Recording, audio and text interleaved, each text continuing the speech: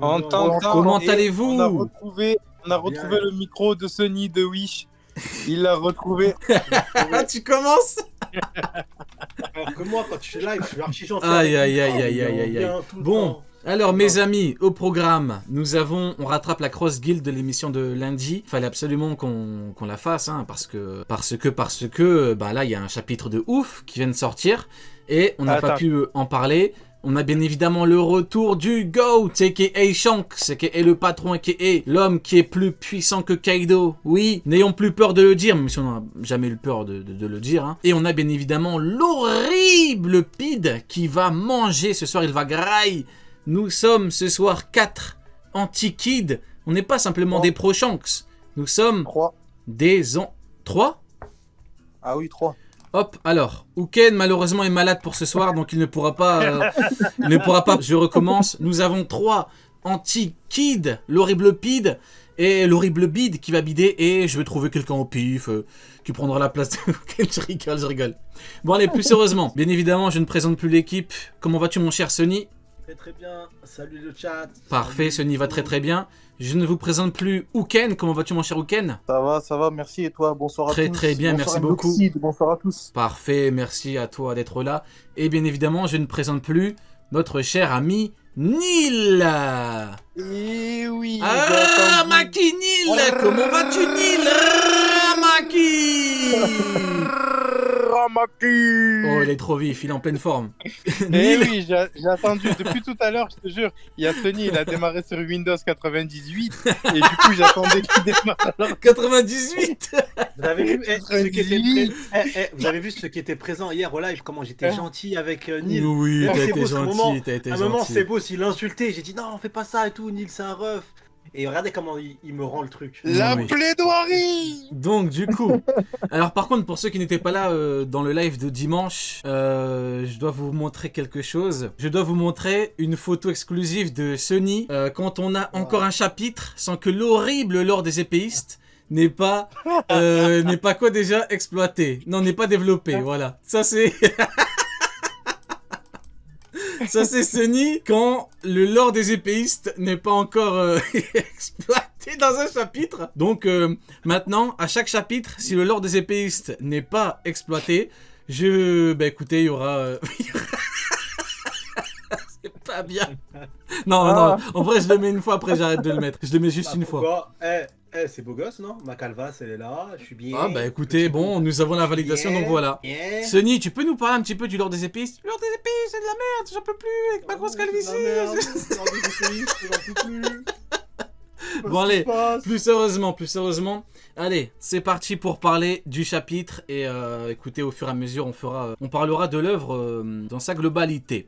Alors, je voudrais tout d'abord, on va faire au fur et à mesure du chapitre, on va parler tout d'abord de Flop Gucci, qui s'allie entre guillemets à Luffy. Voilà, les circonstances ont fait que Zoro était contre deux séraphins, et Zoro galérait un petit peu à protéger les deux, contre les deux séraphins. Alors, il y a eu beaucoup de choses qui ont été dites et tout à propos de ça.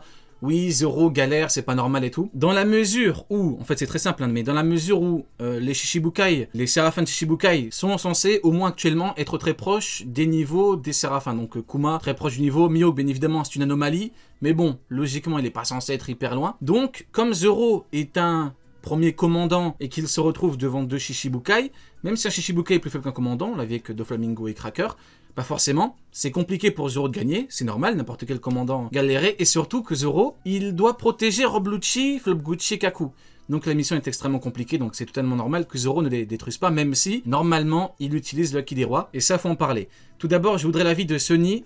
Sony, ton avis un petit peu sur le début du chapitre avec Rob Lucci, Zoro et tout. Et en seconde partie, que penses-tu du fait que Zoro n'ait pas encore utilisé le HDR? Bah, je pense que le HDR, de toute façon, il n'en a pas besoin actuellement, il l'utilise pas pour rien, et moi je pense que Zoro il a besoin encore de progresser, c'est sur l'utilisation du HDR, il l'a fait qu'une seule fois, donc je pense que ça c'est le dernier point d'évolution de Zoro, maintenant c'est ça de toute façon. Tu peux monter un peu ton volume, parce que chez moi il est à fond.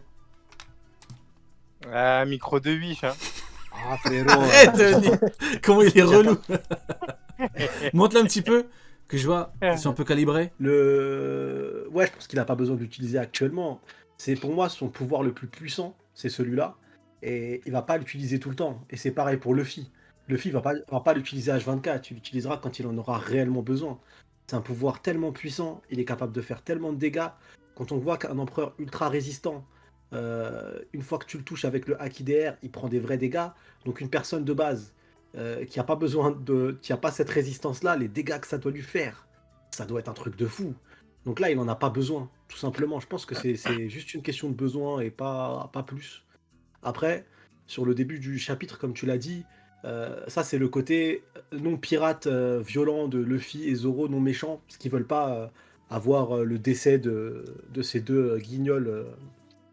Ils veulent pas qu'ils crèvent sous leurs yeux.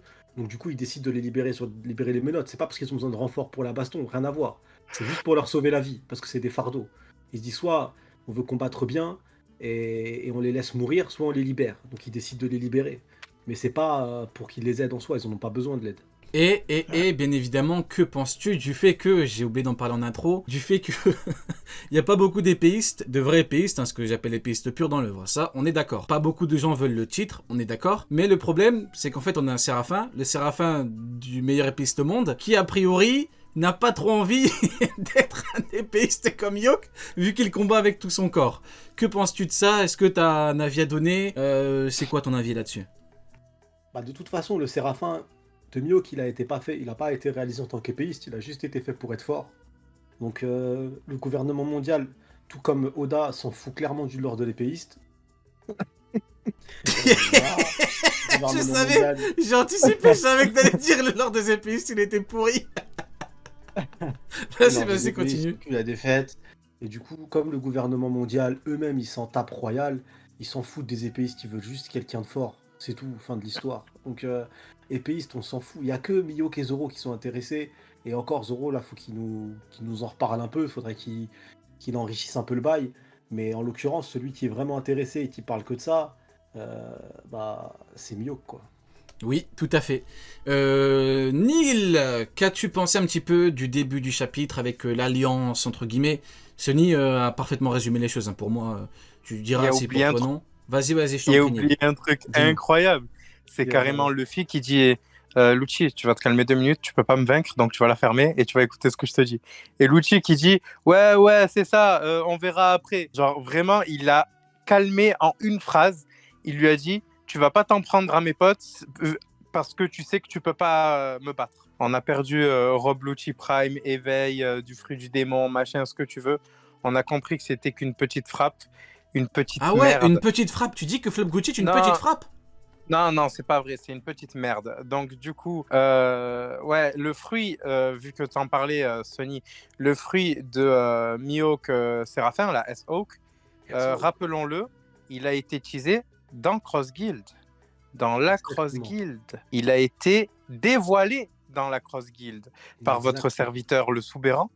Et donc du coup, moi je pense que depuis le début, je vous le dis, mais je pense quand même que les Séraphins vont largement dépasser les attentes de certains, parce que tout le monde les met au niveau Shichibukai, mais tu as quand même Vegapunk qui dit que c'est les êtres les plus puissants sur les mers.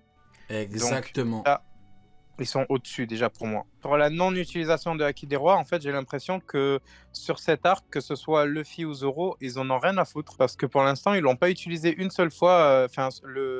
Le Haki imbibé, quoi.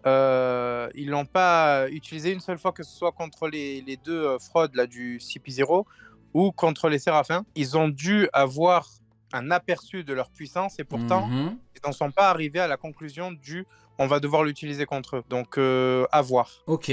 Uken, même question. Qu'as-tu pensé du début de chapitre et par rapport au Haki des Rois? Alors, par rapport au Haki des Rois, pour moi, Zoro, il n'a pas besoin de l'utiliser à partir du moment où Luffy ne l'utilise pas. En plus, Zoro, même s'il l'a utilisé et qu'il a une grosse maîtrise, alors, il n'a pas la meilleure maîtrise qui soit pour le revêti, mais ne serait-ce que parce qu'il a le revêti, c'est qu'il a une énorme maîtrise du Haki des Rois. Il faudrait quand même qu'il soit informé de ça, qu'il sache vraiment ce qu'est le Haki des Rois. Tout ça serait intéressant qu'il le sache, qu'il l'utilise consciemment et qu'il connaisse en fait l'étendue de ce pouvoir-là, comme Luffy. Luffy, là, il est au courant de ce qu'est le Haki des Rois, il sait très bien ce que c'est, et il sait qu'avec ça, il va pouvoir aller loin. J'aimerais bien que Zoro, il s'éveille aussi à ce niveau-là, et qu'il sache jusqu'où il puisse aller. Maintenant, il l'utilise contre les Séraphins, ne serait-ce que s'ils utilisent le Ryuo, c'est compliqué. Parce que Séraphin, résistance par résistance, si Kaido a mangé avec du Ryuo, ils vont manger aussi. Et le souci, c'est que s'ils mangent, il y a un moment, ils vont être détruits assez rapidement, parce que tu as quand même un Yonko et un second Yonko en face. Et je pense pas qu'il faille les détruire, les Séraphins. Parce que tu as même Franky qui dit, est-ce qu'on peut riposter? Parce que Franky sait très bien que les Vegapunk et tout, ils veulent pas que les Séraphins soient détruits. Donc là, même dans leur façon de combattre, on se voit qu'ils sont juste en fait en train de contrer les Séraphins et en train de les repousser. Ils sont pas en train de les attaquer pour les vaincre, ils sont vraiment en train de les repousser, c'est ça la différence. Et d'ailleurs, c'est pour ça que Zoro demande de l'aide, parce qu'il il essaie juste de les retenir. Et retenir quelqu'un, c'est plus compliqué que de le vaincre directement. Donc voilà. Ok. Maintenant, bah justement, Sunny, on dit Sunny me fait penser à Mexicain. Écoute, Sunny le Mexicain. Tu seras Mexicain ce soir. Chaque lundi, tu seras. À chaque fois, il m'arrive une dinguerie. Du Calvas, Mexicain. C'est toujours toi qui manges en Frérot, premier. sois content. Faut que tu sois content. Ce soir, tu es Machete. C'est bien, vrai, déjà. c'est vrai. C'est bien. Ah, bien. c'est pour la moustache. Belle moustache, on te dit. Arriba. Ah, Belle moustache, hein. 1, 2, 3. Du coup, maintenant, parlons d'Escadinil, parce que mine de rien, les Séraphins commencent à s'illustrer de plus en plus. Et même si il y a quelques chapitres en arrière, 2 max, t'avais un petit peu le mini Mihawk qui avait transpiré devant Zoro, on se rappelle de la petite polémique, c'était plutôt drôle, ils avaient passé les coups de sueur, c'était plutôt drôle.